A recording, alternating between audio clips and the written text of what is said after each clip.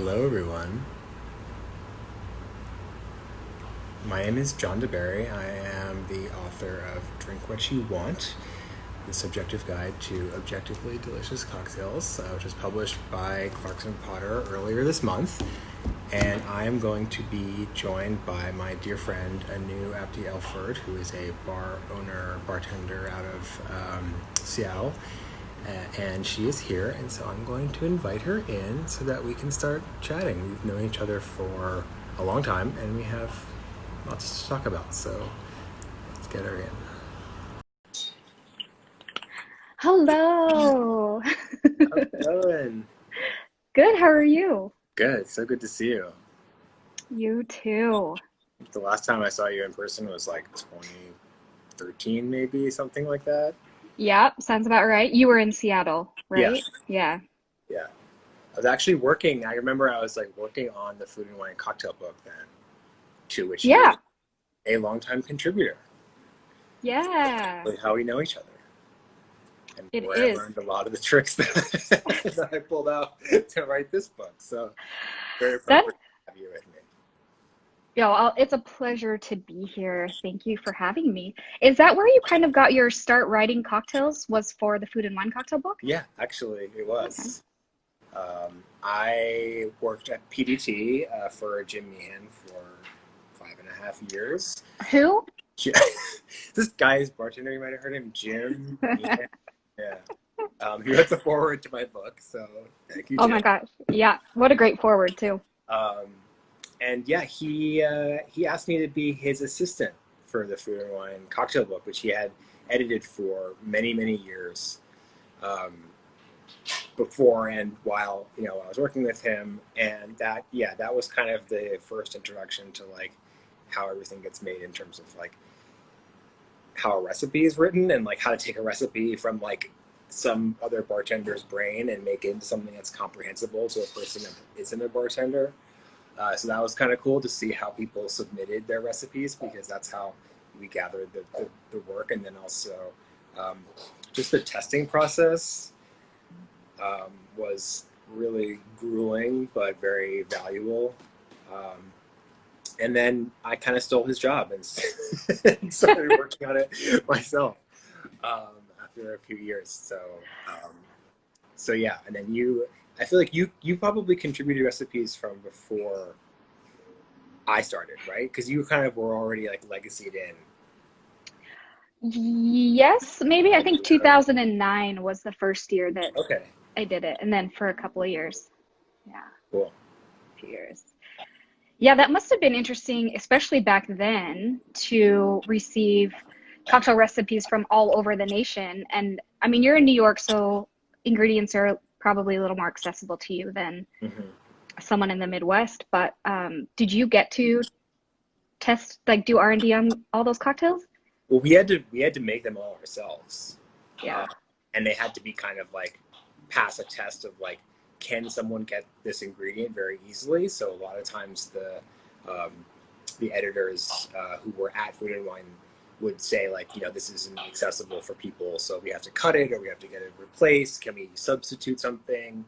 Um, Sometimes like the suggestions were kind of like scary because they'd just be like, "Hey, can you do this instead?" And I'm like, "No," but we can ask and see if there's a replacement because yeah, for a while you couldn't get like orgeat, you couldn't get Yeah.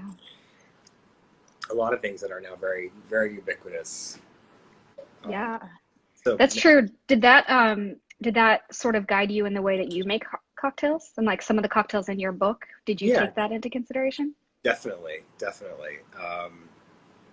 because I was this is sort of a not quite accurate, but I kind of wanted to make like the anti cocktail book in that it's sort of I saw a lot of like an arms race towards getting more and more difficult and more like erudite, academic, um, sort of very lofty things, and I kind of wanted to go the other direction. So there are things that are in my book that are kind of hard to find if you're just kind of out somewhere where you can't get like black sugar on the internet or orgeat like I mentioned.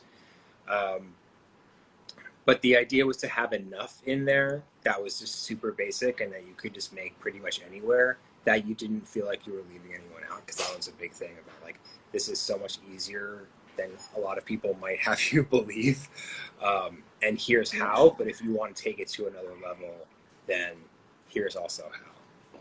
Yeah, that's one thing I actually, you said that you didn't want to make this book too erudite, but there's one thing in your book that I'm very surprised I'm not seeing in some more of the like scholarly technical books, and that is the couple of pages you have on balance. You make it so easy. You give three, like, tell me about that and why you added that into your book, because I Yeah. love it. That was sort of based on some of the training stuff I would do for Momofuku when I was opening restaurants or training bartenders. Um, I actually had a lot more in the book that was like kind of this like rigorous, training and like all these sort of tricks and parlor games, but it was cut for length pretty much. Um, and that to me, like, you can learn a lot from an example like that, where you can either look at recipes over and over again for years and years and figure out what balance is, or you can just have it like very explicitly laid out for you, um, in a very like kind of basic demo, just to show you like, this is what dilution tastes like, and maybe you like it, maybe it's not a flaw for you, but this is how to identify it, and then that can just unlock so much other stuff. Um, so it was actually tricky for me to get that in the book, and I didn't really um, figure out how to make it work until the very end, when when I was kind of like in the book almost like completely fell apart for me, not like as a project, but just like in my own mind. It was like completely, I almost got to the point where I had to rewrite the entire book, where I was like, that was like my choice. I was like, do I have to write another book? And this is sort of like part of how I made everything work, was like to kind of remove a lot of stuff, but leave the core balance exercises in there so that people could refer to them if needed. Um, but I'm actually, you're not the only person who's like, I was actually on doing a book talk last week with Jim, and he also was like, wow, like that's, I thought it was kind of just like a, people weren't really going to notice, but it seems to be something people are picking up on. So I'm glad that I left it in. Yeah, I'm glad you did too. I think it's a really big deal, actually. Even for someone who's been making cocktails for years and years, me, it's good to remind yourself what balance is, because you talk about this a little bit in here too. Just everyone's palate is different. As we age, our palates change. And yeah, I really loved that. Speaking of palates, you mentioned in here that you love severely sour drinks, Yeah, acidic drinks. I Yeah. do. Has that been always, or as you I don't started know. making? Is it Um, because you like to show off your pucker? well, always, but I think it's more. It's because it's kind of. I think it's really refreshing, Yeah. and also I feel like, to me, like sugar, like kind of like has like a kind of, I get like a brain fog if I add too much sugar. Like it's kind of like, it kind of like dulls me. So it's nice to have something that's like zingy and refreshing and really sharp and pointed. And I don't know, I just always liked citrus, and so it's like anything with a ton of acidity just kind of gets me going. Um, but not always, So, Yeah, but that's that just me. makes I mean, I think people, aren't. I know that I recognize that this is not like a common thing for to basically like eat lemons. Although I know Dave Arnold does it. So. yeah. I think Steve Olson really likes very tart drinks too. I don't know why I know that. It was just there. It was just there. It's the thing Um, you remember as a bartender. yeah. So what was your inspiration for this book? I mean, you're obviously a very good, engaging writer. Have you been writing previous to cocktail related stuff? Uh, Well, it all kind of happened around the same time, where I started to get this like idea that a book might be something to pursue, and a way to test that out was, I had done like food and wine cocktail book, and I didn't really write much of it. Like it's more just like I had done more like the front matter, and you kind of did list some things, but it wasn't a lot of like, "Hi, I'm John, and this is what I have to say." It's just sort of like, let's get this out in a kind of understandable way, like what rum is. But as I started to work on a book proposal and shop it around, um, my agent actually suggested like you should start working, see if you can pitch some work for various outlets because it'll give you a really good idea of how to write with an editor. Mm. And that was a really big thing that I learned through this process was like, I think a lot of people think about writing a book as a very solitary experience, and Yeah. you're only kind of you're just sitting in your room like just and then it just sort of happens and it's done. Whereas like it really a lot of, like this book would be nothing without my editor. It's changed so much. I cut out almost 19,000 words from a 56,000 word manuscript. Wow. Because so like and there was a way to write where you're kind of not it's not like you're adding extra stuff, you're just sort of like you see how an editor will respond to your writing and you can kind of put in some options maybe and say like kind of float a few ideas and pitch a few things within that so that your editor can just come along and just be like nope, and then you can Oh. everything else kind of follows from that. So I did that a lot in the book where I kind of like it wasn't necessarily like a half-baked concept, but it was I had sort of like three. I kind of stuffed like 2.5 books into one manuscript, and then once it got through the process of editing, you could see like okay, well here's like this is the actual book, um, and then let's just delete everything else. Yeah.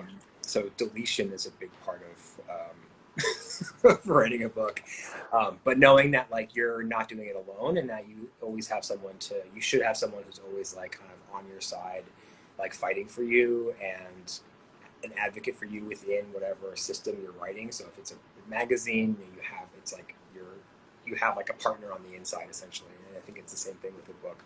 Um, so yeah, it's a very collaborative process, and the writing for writing shorter stuff was a way for me to get better at writing the full book. So um, yeah, so that's Okay. how that came about.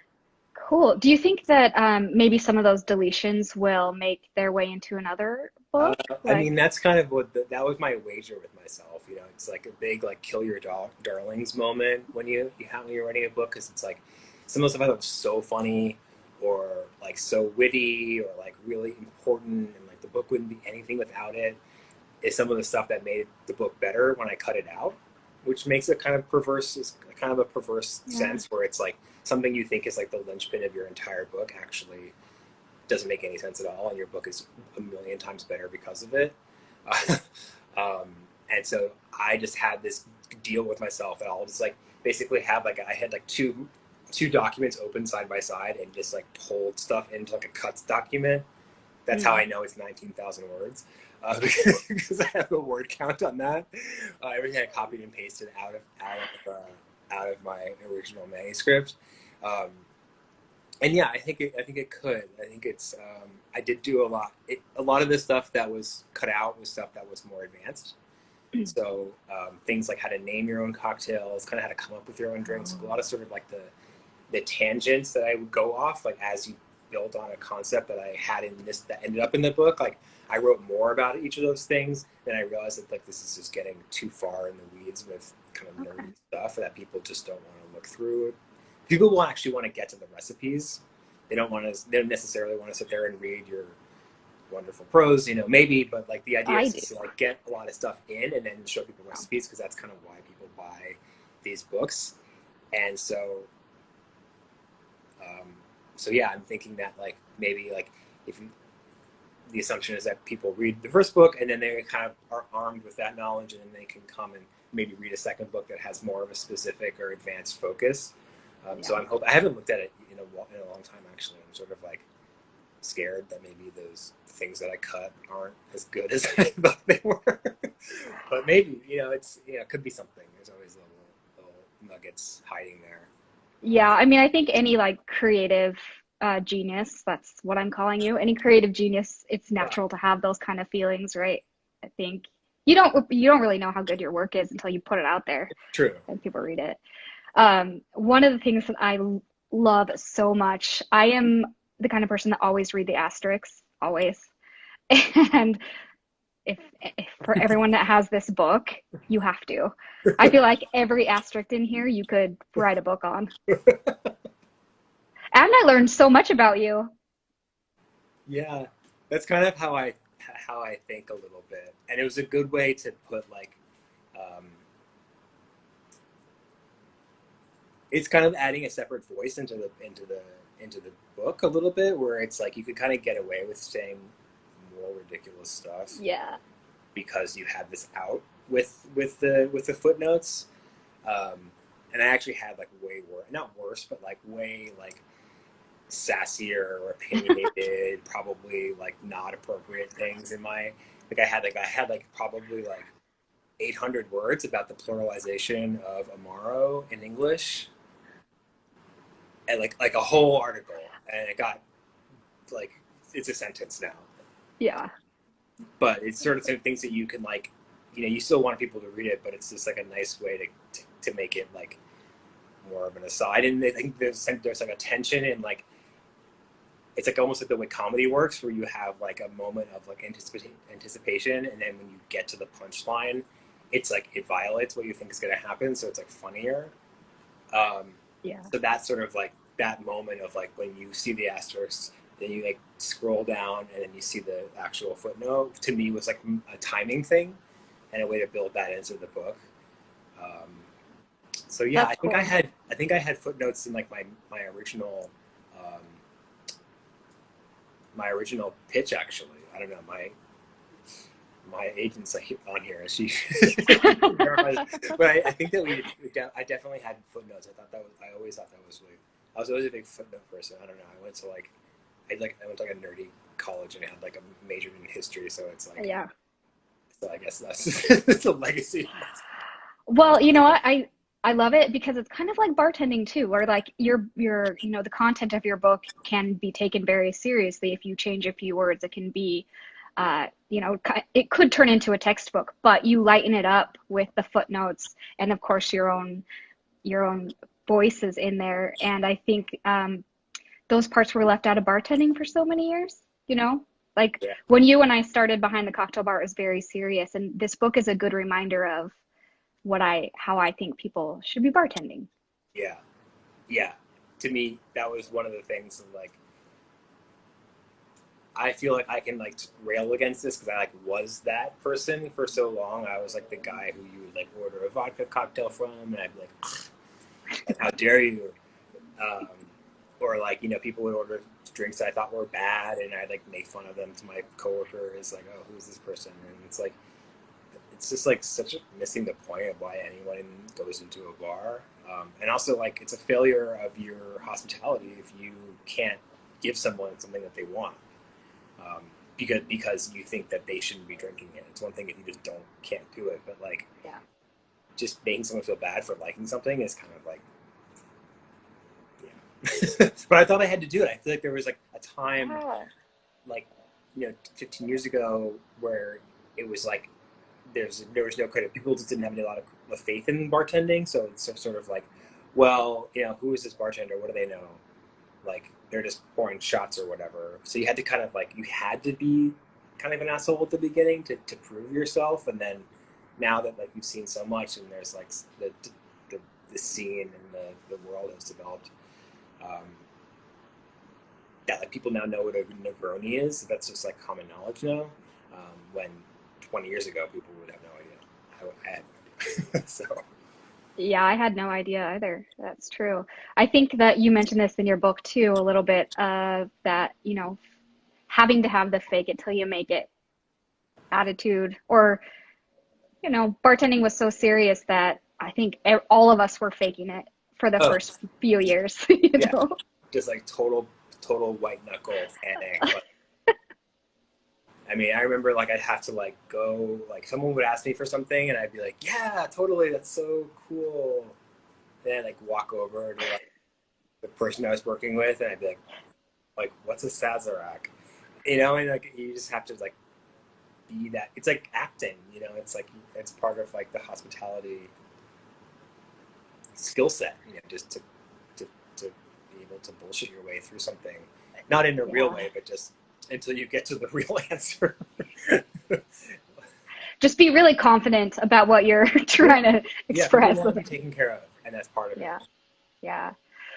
One thing in your book that I mean, I learned a lot from your book, but I had never heard of black sugar before. Oh yeah, black sugar is amazing. I worked for Momofuku for 9 years, and Dave Chang's a big fan of Japanese cuisine, which should be obvious. So there's always lots of like cool shit like lying around, and I forget exactly where I came across it, but like black sugar is from Okinawa, and it's like grown on coral fields, like in the hot sun, so it's like really molassesy and like super dense. And it comes in these little cubes, like almost like haichu or like starburst, and you can just eat them, and it's like just so good.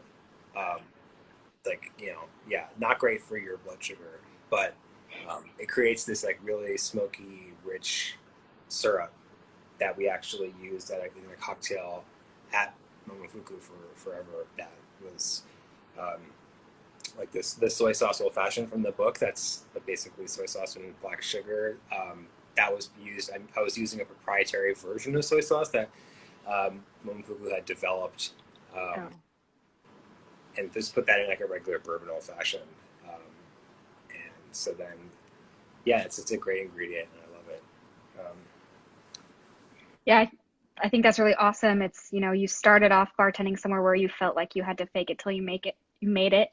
But your knowledge of where you speak Japanese, you're fluent? Yeah, well, I majored in Japanese history in college, so I had to take 4 years of Japanese.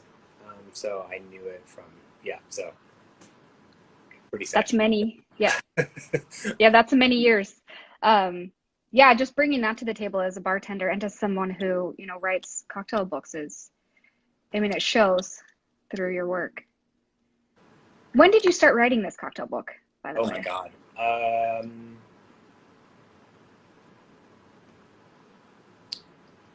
I started writing it maybe like in the winter of 2017. So like maybe November. It all happened. It's funny that once the process happened really quickly. Like once I got the proposal done, the meeting with all the publishers and the whole process and everything happened in like 2 weeks. Because you just go and you see a bunch of people and then it just happens. But I had worked on the proposal for months prior to that. So 2017, I think, was when I kind of I knew I was officially writing a book, and I don't know how wholeheartedly I started writing it, but I turned in the manuscript like August of 2018. Okay. And then the editing process, and then the illustrations, and then just the way that the release schedule works. This is how it came out. That's awesome. Speaking of the illustrations, they are incredible. Who was your illustrator? Let's show some illustrations. What's my favorite? I'm gonna find you my favorite illustration of you. Okay. While you're so the artist, her name is Sarah Tennant Jones, and she's based in the UK. And my editor and the art department from Crux and Potter found her, and it's a perfect fit, and we totally have like spiritual alignment. And we actually, I didn't give her. We never talked on the phone. We never met in person. We just totally hit it off through email, and I sent her,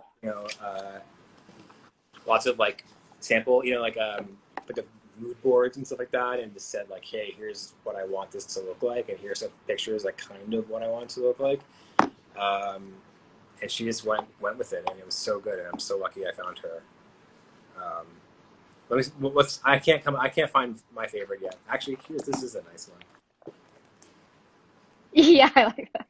That's a good one. This is the bouche de Noël that my mom used to make for Christmas, and we never had eggnog when she made it because no one knew how to make drinks back then. But That's now I make eggnog to go along with it. Um, and it's funny because I had like loved this picture, and then someone not from someone who one of my friends was looking through this, and she was like, "Why would you? Who does a Yule log anymore?" And I'm like, "I do a Yule log." Freaking great. So this is one of the ones that ended up amazing that I actually didn't have a lot to input in, but she perfectly nailed what I wanted to go for with that. So, Sarah Tanner, That's thank you. yeah, she did. It's such a good job. And I mean, bring the Yule log back, you know? Yeah. If y'all stopped making it, bring it back. No, I didn't. Okay, good. I'm going hard on the Yule log every year. I make like two, and I like put it together. Yeah. Do you make like a fire pit out of Yule logs? Yeah, pretty much. Yeah. Cool. Yeah. I like it. It's a fun cake to make. So Yeah, I've never made one. You know what? I'm gonna make one this year. You inspired me. it's called a Genoise, like a Genoa, like French Oh yeah. from Genoa, and it's basically like a there's no leavening, there's no baking powder, there's no yeast or anything. It's all from egg whites. Oh. So it's basically like it's basically scrambled eggs with like flour and sugar like sifted in. All right. So you can roll it up. It's like a sponge. It's great. Cool. Good to know. I'll Definitely send give you you the that. recipe. Send it to me, please do. So here's my favorite photo. Well, actually, I feel like this is a good juxtaposition. This one, really Oh, like, because I feel relaxed seeing you so relaxed. I think I like that. That's why I like that one. And then this one. oh yeah, that's a big one. People love that. I think those two sum you up pretty well. Yeah, and the thing is, I don't know if she. I mean, she definitely looks at my Instagram, so she knows my swimsuit preferences, for sure. But I don't Yeah. even. Maybe she knew I had an American flag one. Uh, but Wait, you're yeah, telling me you actually have this bathing suit? I do. She, Yeah, that's correct. Yeah, it's amazing. yeah. I love it. And she didn't know that, and she just was like, you know what? Maybe I don't know, but yeah. Either way, it was brilliant. And all those things, we didn't give her a lot of because all the chapters are like feeling classic, feeling lazy, feeling festive. Um, we didn't tell her, oh, I want this picture of me looking like this and doing this activity. It was all just like, let's see what you got. And that's what actually I love the feeling festive one. Yeah. Where is that? Oh, I have it right here. Yeah. Yeah.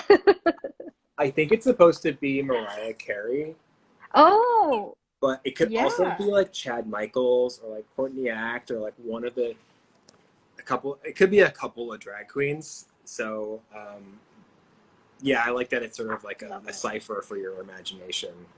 But I think it's supposed to be Mariah Carey because festive is one of her words. Oh, and Mariah Carey sells the most holiday albums of anybody, right? I think so. Yeah. I think she's like the top.